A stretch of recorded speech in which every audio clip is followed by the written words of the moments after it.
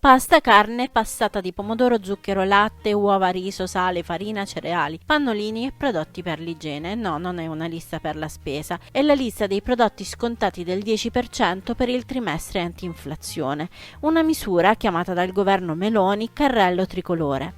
Il trimestre è partito il 1° ottobre e gli esperti avevano calcolato un risparmio medio di 150 euro sulla spesa totale famiglia, che arriva a circa 100 euro se si considera la sulla spesa alimentare. Allora, se era fatto uno sconto al 10% su alcuni prodotti, però se a monte poi i prezzi sono aumentati, il 10% di sconto non serve a niente. I prezzi sono alti, ma in tutti i settori. Possiamo fare un esempio: l'olio d'oliva, che tempo fa extravergine d'oliva era venduto a 3 o a 4 euro, ora lo troviamo negli scaffali a 8-9 euro. E sì. Poi è un olio industriale, cioè qui siamo un po' arrivati agli estremi. Lui è Domenico Votano, presidente provinciale di ADOC, Associazione Nazionale per la Difesa l'Orientamento dei Consumatori. Per ADOC la cosa più grave è il deterioramento economico a cui vanno incontro le famiglie, a cui non bastano più lo stipendio o la pensione. E allora siamo andati in una catena di supermercati convenzionati con il carrello tricolore per fare una simulazione di spesa solo con prodotti scelti dal paniere.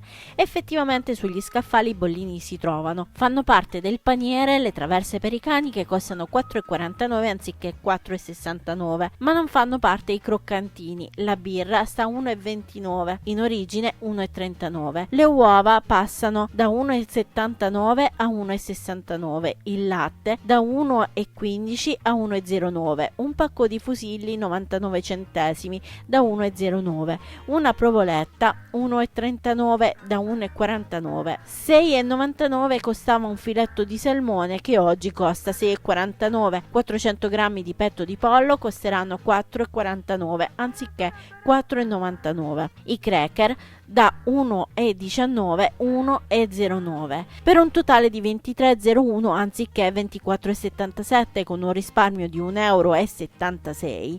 Non un gran risparmio. Così siamo andati a chiedere la percezione proprio ai tarantini. C'è stato un aumento dei prezzi secondo te su quello che compri normalmente, oppure è tutto uguale? No, l'aumento c'è stato soprattutto su ortaggi, frutta e latticini. C'è stato un bel aumento su quei prodotti. Rispetto a quello che compri abitualmente, quant'è l'incremento secondo te? Un 30%, un 30-40%. Lo sai che in questo periodo, da ottobre, in realtà c'è una cosa che si chiama carrello tricolore? Ah no, non lo sapevo, non ero a conoscenza di questo bonus che sta. Com'è andata la spesa? Ha notato dei cambiamenti? Sicuramente è aumentata. Con quello che ha comprato oggi, prima quanto avrebbe speso? Ma prima avrei speso un 10-15 euro in meno. Lo sai che in questo periodo, da ottobre, in realtà c'è una cosa che si chiama carrello tricolore? No? Sugli scontrini ha notato un incremento di prezzo? Ho pagato e basta, non ho visto niente. Esattamente. C'è stato un incremento secondo voi dell'ultimo periodo rispetto a ciò che comprate normalmente? Ha voglia. Sì. Lo sapete che in questo periodo c'è il carrello tricolore? Quando abbiamo preso, intendi le cose, per esempio la verdura, quelle cose là?